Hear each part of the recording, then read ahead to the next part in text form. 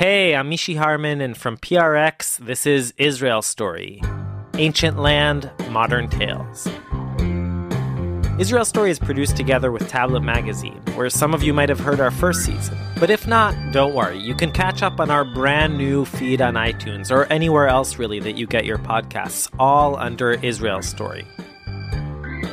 So, after many months of traveling up and down the country, chasing down stories all the way to Malta, England, and Nepal, even Nova Scotia, we are back with more life-size human interest stories from a place which, let's face it, usually serves up narratives, news really, of a very different kind. We have some great stories planned for you this season. And because of that, we thought that, once a month just wasn't enough anymore. So from now on, we're going to have a slightly shorter episode for you every other Wednesday. So subscribe to our feed and you won't miss a single episode.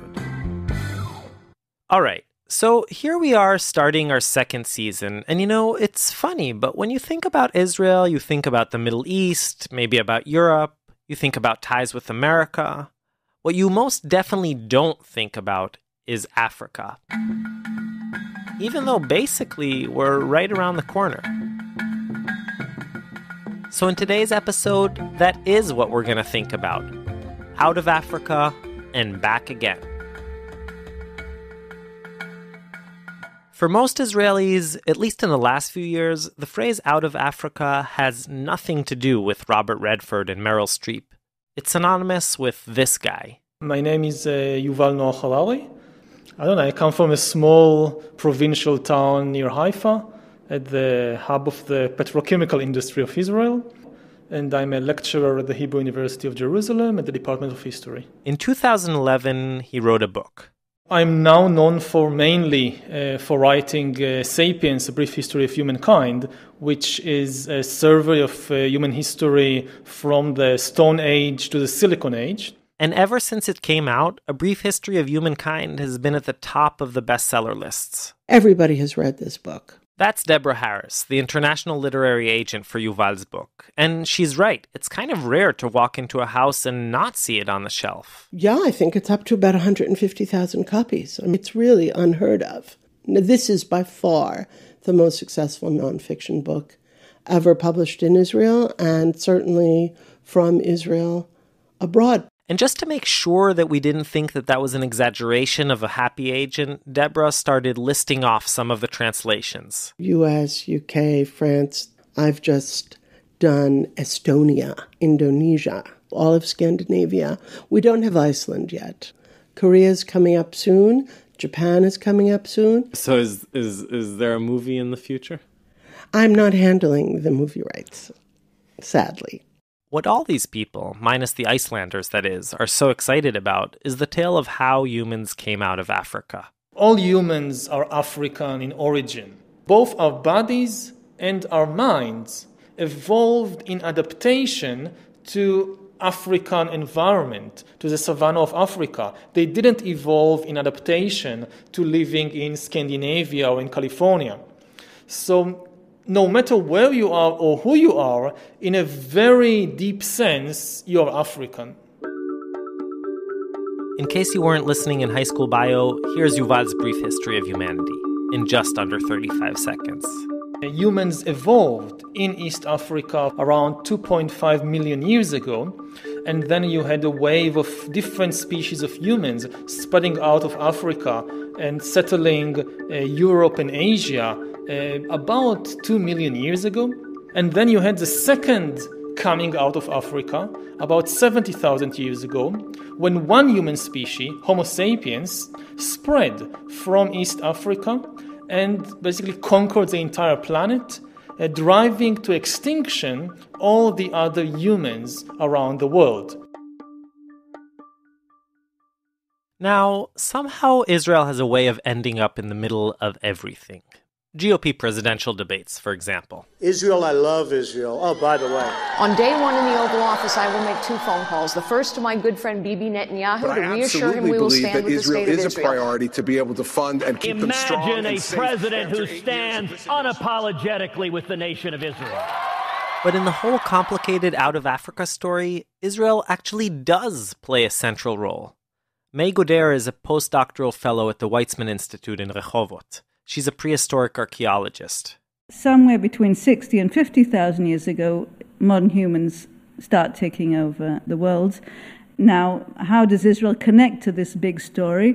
Because we are the only land crossing from Africa into Eurasia. That's right. If we completely simplify matters, and I can just imagine how all the scholars we talk to are wincing right about now, the first Homo sapiens, the forefathers of us all, were sort of Israelis. Of course, there are many different theories and dating schemes, various waves of migration, multi-regional coevolution, early hominids, Homo erectus, Neanderthals. But what we do know, Yuval says, is that it is quite certain that at least many of the initial immigration waves out of Africa passed through Israel. And also in Israel we have the clearest evidence for sapiens and Neanderthals living side by side for several thousand years. And there is a good chance that at least some of the sexual interbreeding between sapiens and Neanderthals also took place in Israel, or more broadly in the Levantine region.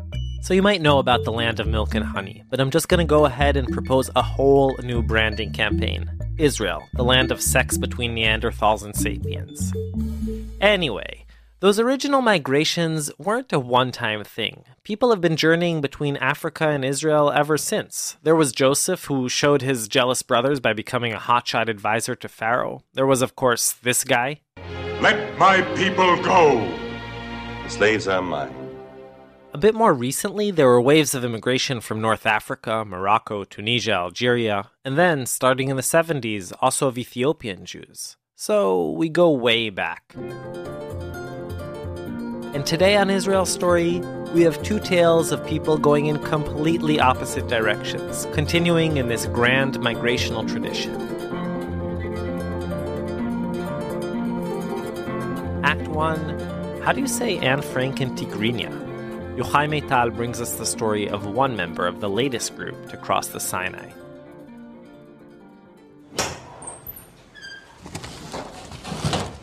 So this is my bag, where I have all my precious things. I'm sitting with my friend, Icalo Biene. We're in a more or less empty classroom near Tel Aviv's dingy central bus station, talking about literature. I don't consider myself as a writer, but I do write some poetry. The classroom's in a run-down, one-story building. There are cracks running along the walls, and a few rows of cheap plastic chairs that all face an ancient-looking whiteboard. Other than some chirping birds perched on the windowsill, it feels pretty depressing. Outside, there's a small yard with a distinct smell of urine. Icalo read us some of his poems. First, I wrote 2 poems. One was a reaction to what happened to me. I was talking with time. I told time to stop. Stop and wait for me. Because I was lagging, behind.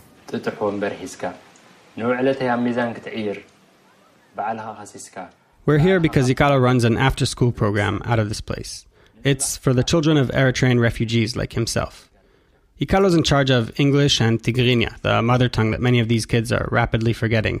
But today, aside from the random kid running in or yelling in the hallway, the place is empty. Icalo told his students to stay at home. There's a demonstration forming outside. The local residents are protesting against the African migrants who have flooded their neighborhood. They claim that the illegal infiltrators, as they call the Africans, are responsible for the recent increase in violence and just general neglect of their neighborhood. The crowds haven't arrived yet, but looking out the window, I can see that one guy's already holding up a handwritten sign that says, "South Tel Aviv is a refugee camp." Another with big block letters says, "Yesterday it was my daughter, tomorrow it's going to be yours." A bunch of recent gatherings like this one have turned violent, and Icalo didn't want his students anywhere near if or when this goes down. So we've got the place to ourselves. We pull up a couple of plastic chairs to talk. You see that poem? That's my favorite, Robert Frost, The Road Not Taken. I shall be telling this with a thigh, somewhere edges and edged hands, Two roads diverged in a wood, and I took the one less traveled by, and that has made all the difference.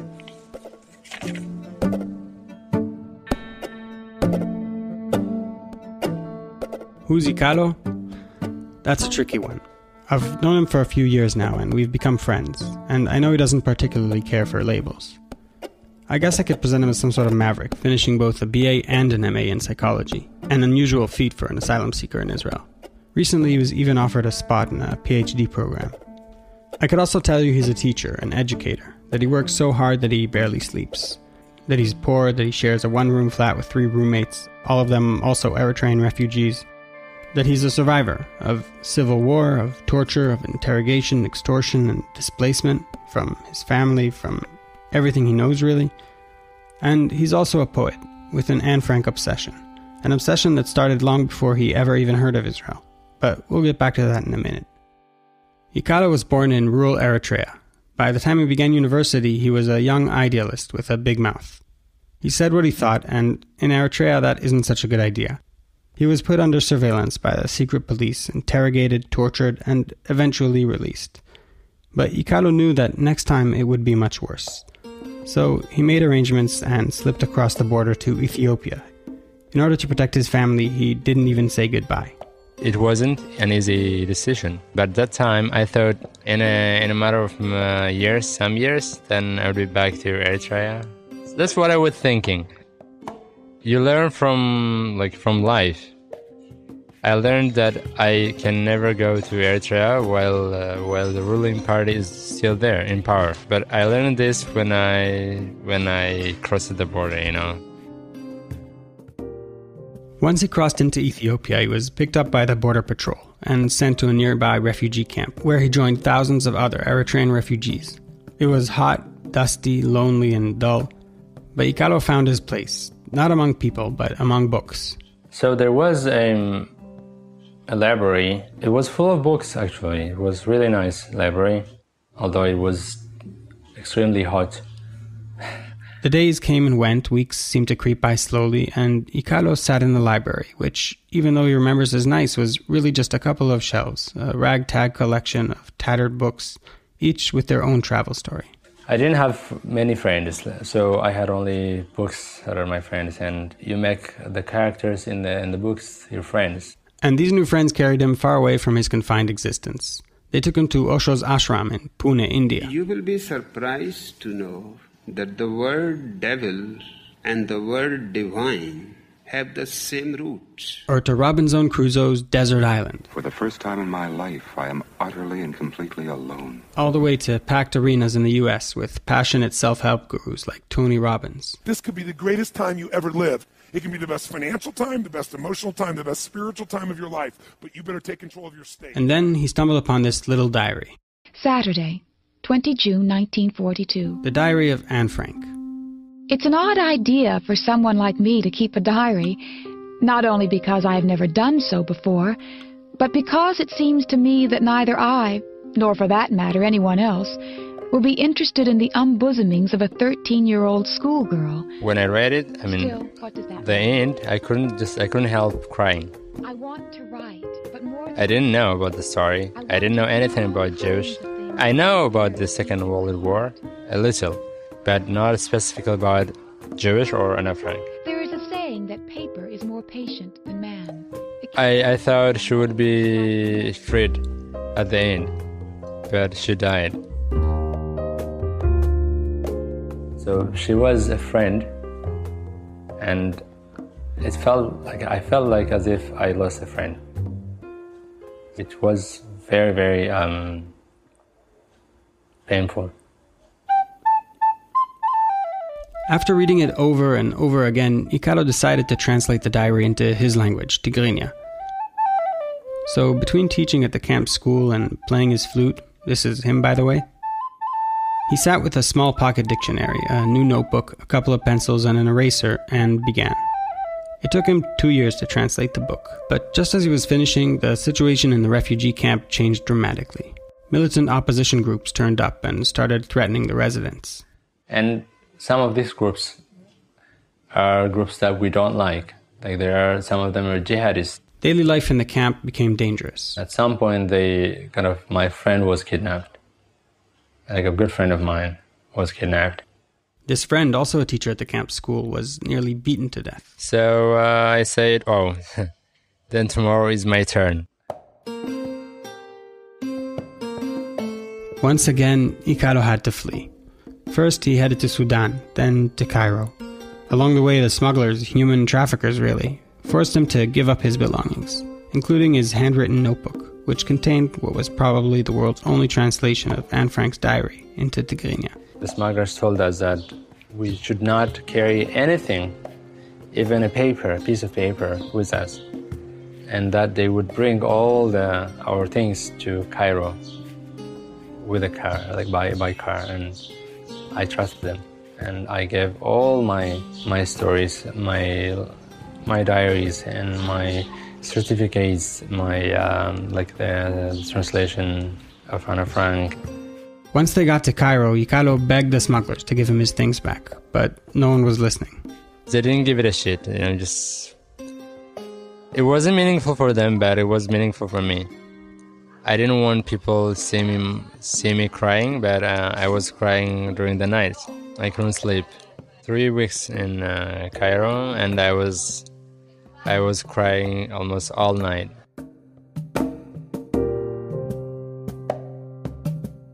Three weeks later, Yikealo joined a group that was smuggled into Israel. They all piled onto a cramped Toyota Hilux and sped through the Sinai Desert. We didn't know where we were heading. We didn't know anything about Israel. All I knew was Gaza, the war in Gaza. We were heading to the unknown. Actually, there was one other thing Yikealo knew about Israel. He knew it was a land full of Jews, and he couldn't help but wonder about his old literary friend. I was thinking of Anne Frank. If Anne Frank was famous in Israel, maybe if I arrived safely in Israel, then I was thinking of talking to her relatives, maybe. The truck arrived at the border. It was the middle of the night, and Yikealo jumped over what was then just a low barbed wire fence marking the border between Egypt and Israel. A patrol squad of Israeli reserve soldiers noticed them and picked them up. The first question I asked the soldier was if he knew Anne Frank, by the way. The surprised soldier said yes, he did know about Anne Frank. But when Yikealo asked if he could put him in touch with some of her relatives, the soldier just smiled and offered him water, bread, and jam instead. This all took place in the winter of 2008. Since then, the attitude and policies towards asylum seekers in Israel have changed. If it were today, Yikealo would have been detained at least for a year. But back then, the procedure was different. After being kept in military barracks for a couple of days, he was dropped off at a bus station. Yikealo made his way to Jerusalem, where he landed a job as a night watchman at a construction site. With his first paycheck in hand, he immediately set out to look for an English-language bookstore. I asked them if they had Anne Frank story, and I found this. So I bought this book, and I started translating again. That's right. He started translating Anne Frank's diary all over again. That was 7 years ago, at the very start of a massive wave of migration from Sudan and Eritrea. And while it's hard to say that Israel was waiting for Yikealo with open arms when he showed up, he basically got by okay. Yikealo was accepted to a private college, finished a BA, then a master's. Now he runs the after-school program. But others, especially those who came after him, weren't as fortunate. Once the numbers started building up, the public outcry became loud. The government reacted quickly and decisively. They built a huge, expensive fence along the Egyptian border, which reduced the flow of migrants to a trickle. Most of those already here, people who ran away from war and genocide, corrupt regimes, abject poverty, and harsh dictatorships, live, like Yikealo, in Tel Aviv, or more accurately, in 3 very poor neighborhoods in South Tel Aviv. These neighborhoods were crowded and neglected to begin with, even before about 35,000 Africans moved in. And probably no big surprise here, many of the local residents felt and still feel threatened. They blame the refugees for everything, rising crime rates, high unemployment, you name it.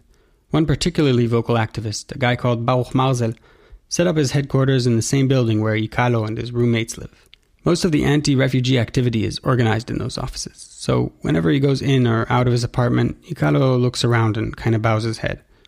So far he's been fine, but many of his friends have been deported, or as the government copywriters coined the term, willfully expelled. A lot of them are scared to walk around on the street because they could be detained at any moment. Back in the classroom, it started to become noisier. The demonstration was picking up, so we stepped outside to check things out. It didn't look like a very big rally. I could tell that the agitated organizers were disappointed by the turnout. When we tried to get closer to record some of it, one of the protesters walked up to confront us. You worried about these animals, he yelled? If you want to record animals, go to the zoo in Ramat Gan. He called us Israel haters and threatened to break our equipment. So we walked back inside, finding some refuge in Yikealo's classroom. It was late and Yikealo wanted to get home before things heated up. But before we left, we asked him to read us some of the translated diary. Here. Just really for the music of it. 12 June 1942. And as he went on, I thought about what a surreal situation this all is. Here we are in Israel. Yikealo from Eritrea is reading the chronicles of a Dutch Jewish teenager in hiding in Amsterdam, in Tigrinya. And while all this is happening, a steady chant blends in from outside. Go home to Sudan, they all scream together, and then break into a spontaneous Am Yisrael Chai. Long live the people of Israel.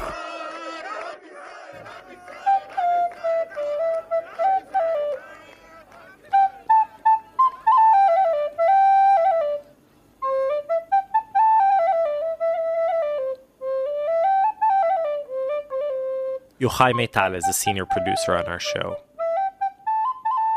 As the heated debate surrounding the African migrants/asylum seekers/infiltrators continues, Yikealo is busy at work trying to grow his after-school program. If you want to hear more about it, contact us, and we'll make the connection.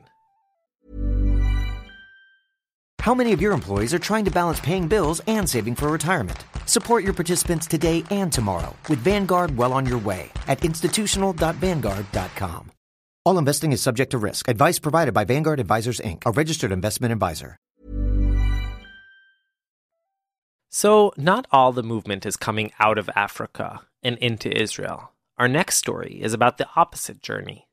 Dana Harman is a staff writer at Haaretz, the Israeli daily, and also just happens to be my sister.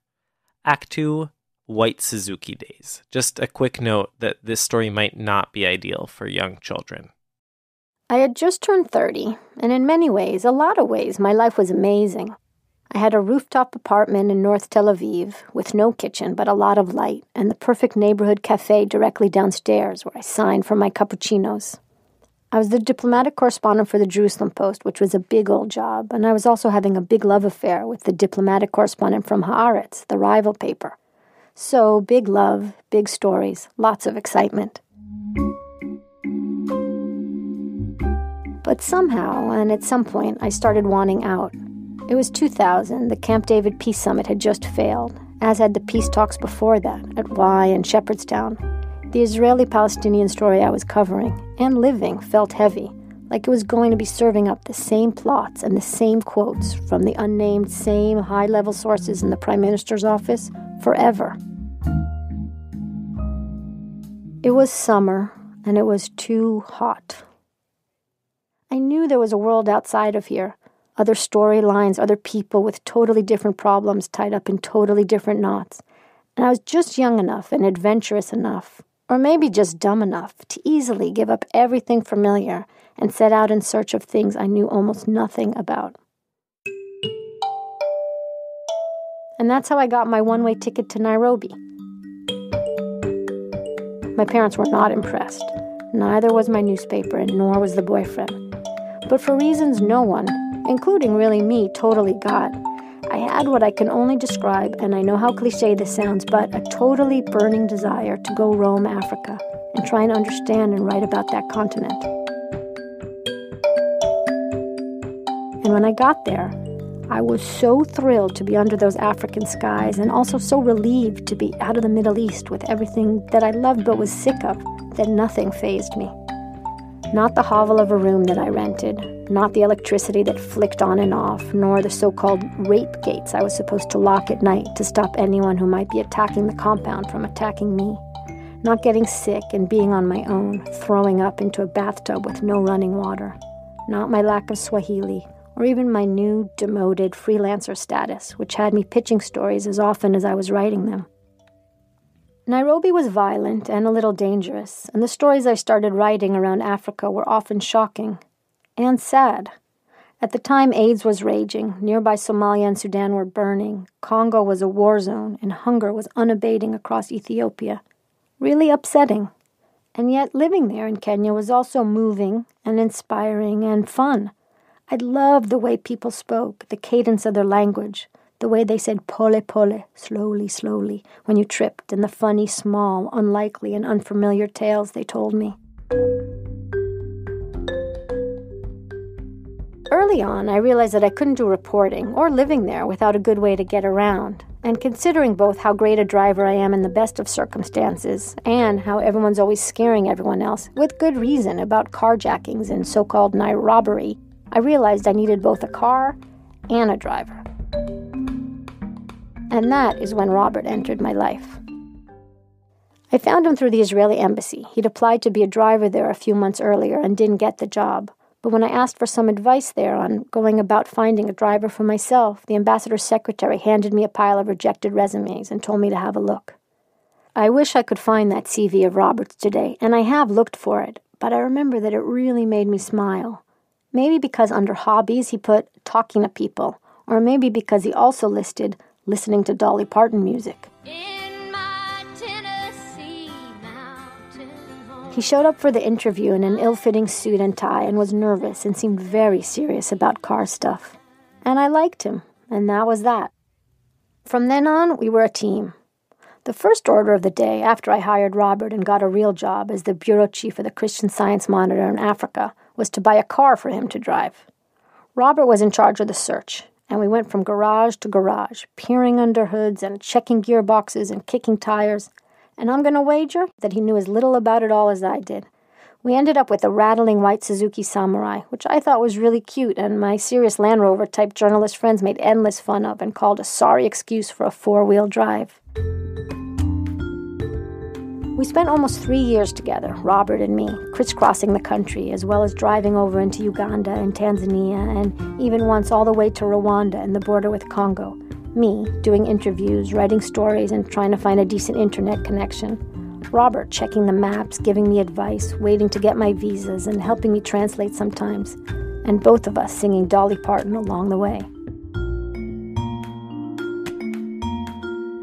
He told me about life on the Shamba, the farm in Kisi, and his dreams of buying more land and settling there someday. I told him about the Israel-Palestinian conflict, and my different friends and boyfriends. He was protective of me. When we went out into the bush, he would often come jogging alongside me, even though he didn't much see the point in or like jogging, just to make sure I stayed safe. Once, when I was writing a story about the spread of AIDS along a trucking route and we were sleeping overnight in basically a brothel, he stayed up until the morning, sitting outside my room like a guard.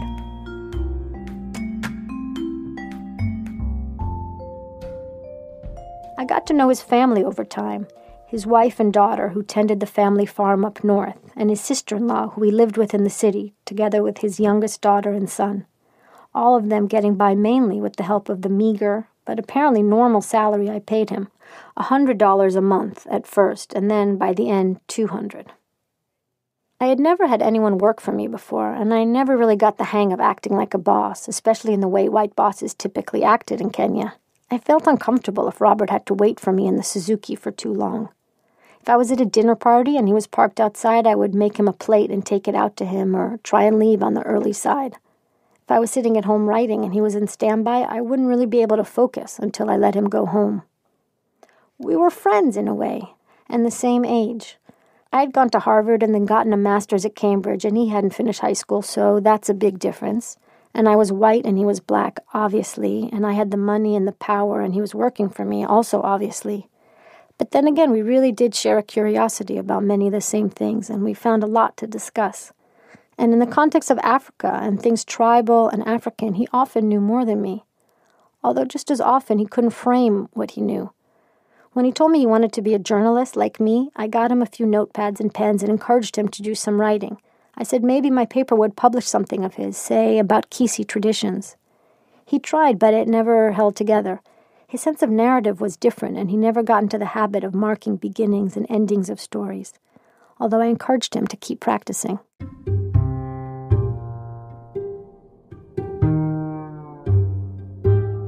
My best friend in Nairobi, Stuart, watching my relationship with Robert, would often tell me I didn't know what I was doing, that basically by becoming buddies of sorts and encouraging Robert to think his world and my world were not that far apart, and that he should give stepping into mine a whirl, I was messing with the way things were done. It would end badly, he would warn me. You don't understand Africa, he said sometimes.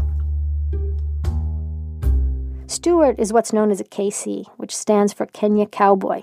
That's what they call the white Kenyans who grew up there. Macho and adventurous, hard-living and hard-partying kind of guys who typically live in beautiful homes, slightly fraying at the edges, on lots of land, and they speed around in big Land Rovers. They run fancy safari outfits and fly their little planes out to the coast for weekend parties. And they speak to their staff, who they are most definitely not friends with, in perfect Swahili. I basically thought Stuart was racist and dismissed any advice he had on how I should or should not behave towards Robert, or towards the 2 and then 3 and then 4 other staffers who started somehow working for me. There was Mary, Robert's second cousin, who cleaned my house, and Cyrus, a cousin by another mother, who guarded my gate, and then Silas, a friend of Robert's from Kisi who was my gardener, and who tried to convince me that I needed his brother-in-law, I don't even remember his name, as a deputy gardener. One thing I can say for sure about the KCs, without getting into the question of racist or not, is they are not suckers. I, on the other hand, was a sucker. Soon I had Mary's sister also working for me, and somehow was paying part of the school fees for most of my staff's kids and funeral funds when any of their relatives died, which seemed to happen on a regular basis. Once, Cyrus told me he had to buy a cow for his mother's funeral, and I gave him some money for it. Then, 7 months later, he told me his mother, but another mother, had died and he needed to buy a cow all over again. And if I was a sucker, my dad, who came with my mom to visit me 1.5 years after I moved to Nairobi, was an even bigger sucker.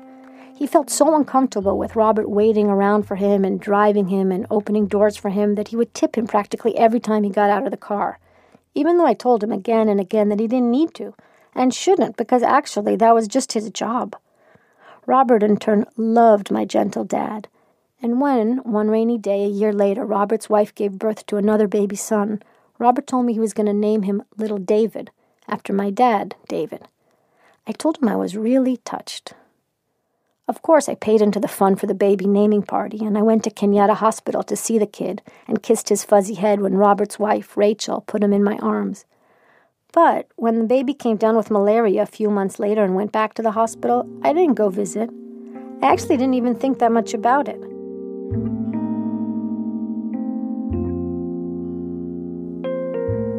Later, my mom would ask me why I didn't pay to move little David to a better hospital. But honestly, the thought had not even occurred to me. Everyone in Kenya got malaria at some point, it seemed. I figured they knew what to do.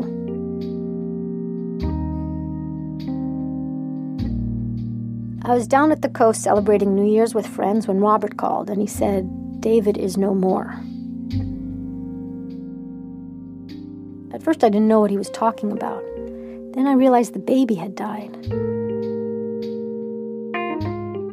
Robert wanted me to come up to Kisi for the funeral, and I wanted to, too.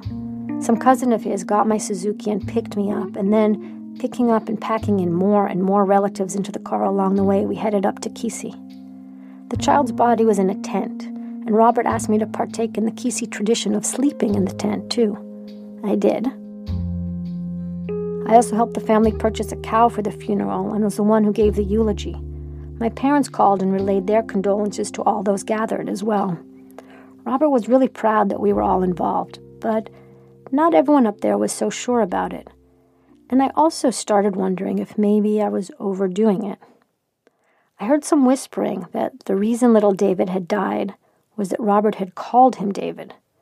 Robert's ancestors were angry, one of his older uncles later explained to me, because Robert had not named the child for one of them. The old man told me I was taking Robert away from his world and leading him to believe he could join mine. "You don't understand," he told me. Things changed after David died. On a few occasions when I was out of town, friends told me they had seen Robert speeding around in my Suzuki, drunk. I asked Robert, who denied it. He was a Jehovah's Witness, this I knew, and he never drank, he assured me. I was not sure who to believe. And then Robert started, I think, stealing money. One day I sent him over to my place to get something. Later I found $200 missing from a bedroom drawer. But weirdly, $150 more were still there. "What tribe is Robert from?" my friend Cole said when I told him the story. Cole and his wife had been living in Kenya for over 20 years. They weren't Kenya cowboys, but UN workers who'd fallen in love with the country and its people and stayed. "Kisi," I told him. "Then it was him," Cole said without a doubt. "He took the money. Kisis are wily that way. If he'd been a Kikuyu, he would have taken the whole sum. A Luya wouldn't have done it at all. That was definitely a Kisi move."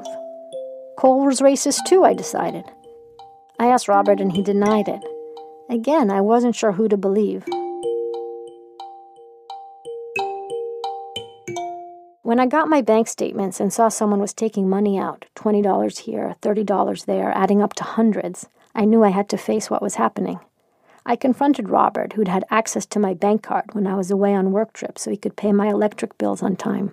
He looked so sheepish and seemed not to understand basically how he'd been caught. I'm not sure he realized I could look up my bank statements. But he admitted he had taken the money. He said he didn't have it anymore as he had used it to buy some land and pay off a debt.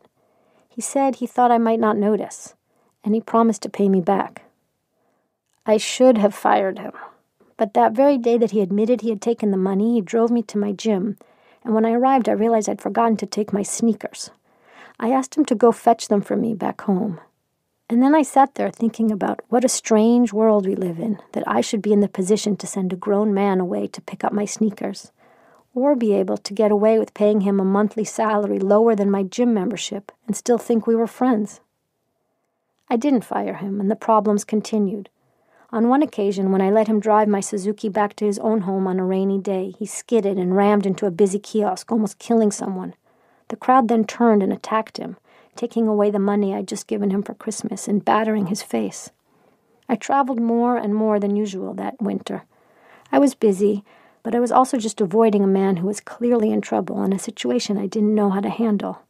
"I told you so," said Stewart, even before it got more horribly, unimaginably bad. I was in Uganda covering the elections. When they were done, I called Robert to tell him I was flying back to Kenya and to ask him to pick me up at the airport the next day. He didn't pick up the mobile I'd bought him, and instead a relative got on the line and, without much explanation, told me that Robert was unavailable and that there was a problem that he would explain when I returned. I returned the next day to a nightmare. The car was in the police compound, and Robert was in jail. When I went to retrieve it, I found my white Suzuki covered in mud with bloodstains on the seats. The police chief told me that Robert had been caught in the forest in the Suzuki, raping his 16-year-old daughter, Ruth. I knew her well. Now, it is possible that the accusation was false. I don't know, and I guess I never will. The police in Kenya were and are notoriously corrupt, and it's possible someone might have framed Robert for some reason or another. But it's more likely that he did do it, that he raped his 16-year-old daughter. A week later, Robert was allowed to place a phone call, and he called me and asked me to pay his bail. I was away again by then, this time in Zimbabwe on a farm, covering a story about the land grabs there. He cried into the phone, and I could hardly hear what he was saying, and I felt physically sick, maybe a little freaked out. Being far from Kenya gave me an out, and I did nothing. I only saw Robert one more time in my life. He was released after a month since his daughter refused to press charges, and he came over to my place. He had lost a lot of weight in jail, and his fingernails were long, and his eyes looked haunted. He sat on the corner of my couch, and he looked down at his feet. I told him that I had loved having him work for me and that he had been a big part of my life during those years, but that I could no longer have him as my driver. I said that part of his job had been to take care of me in Africa. It was not supposed to be me taking care of him. He nodded, but he didn't say much as I remember it. He did say he was sorry, although I think he also said, or maybe he mumbled, that he was innocent. It's strange how little details I remember. I mainly remember his deep embarrassment. I wanted to say a lot more to him that day, and also to ask a lot of questions. I am a journalist, after all. But I didn't. He asked me for a letter of recommendation, which, zombie-like, I later wrote, mentioning his smarts and his ability to take initiative and his sense of humor. I didn't mention the rape accusation. Again, I don't know why I did that. We said goodbye, and he walked out the door, and I remember it was drizzling. A moment later, I heard his voice below my window calling up to me. He told me he had no money at all, and could I help him with bus fare to get back to town. That broke my heart. In the years since, I've rolled what happened and how it all ended around in my head. A lot. I've replayed that scene. Robert, thin and stooped over, heading to the bus stop, and me, paralyzed basically and confused, looking down from the window. In time, the image has faded, but I still wonder what became of him and where he is. I wonder about Ruth, his daughter, too. And I wonder whether I did something wrong. Was I to blame in some way for what transpired? For interfering with his life and messing it up? For ignoring my friends and what I felt were their racist warnings about the rules of the land?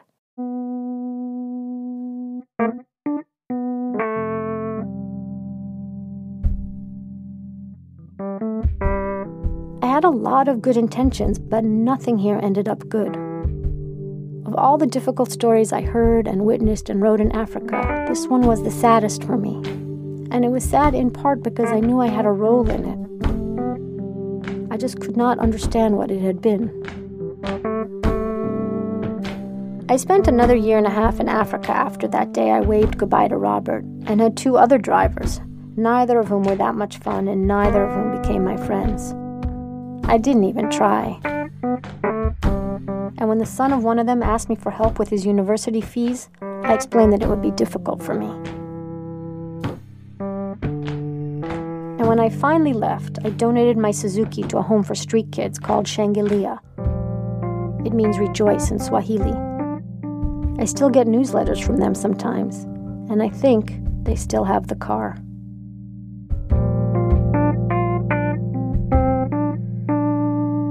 Dana Harmon.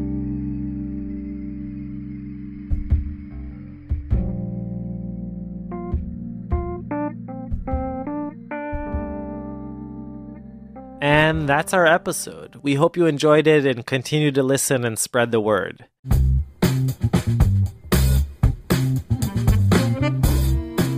If you're new to the show, you can catch up on all our first season. Just search for Israel Story on iTunes, Stitcher, or any of the other main podcast platforms. And if you've got a moment, please rate us and leave a review. Apparently, the algorithms really like that. And also, follow us on Facebook, Twitter, Instagram, all under Israel Story.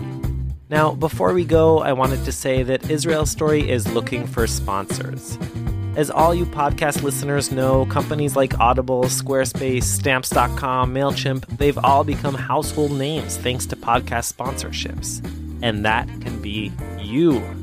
Not only will you support our growing show, but you'll also reach a phenomenal and engaged audience. For more information, just email sponsor@prx.org.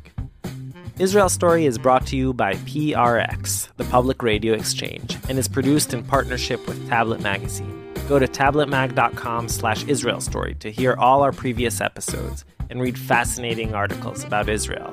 Thanks to Tarek Fuda and Shoshi Shmulevitz for help with the music and mixing of today's episode. To Susan Silverman, Paula Wyman-Kelman, and Ricky Rosen. To Ronen Meital, Paul Ruest, and the IDC radio studios in Herzliya. Our staff include Yochai Meital, Shai Satran, Roy Gilron, Maya Kosover, Benny Becker, and Shoshi Shmulevitz. Rachel Fisher and Sophie Shore are our new and fantastic production interns. Julie Subrin's our executive producer. I'm Ishi Harman, and we'll be back in 2 weeks with a brand new episode of Israel Story. Yalla bye.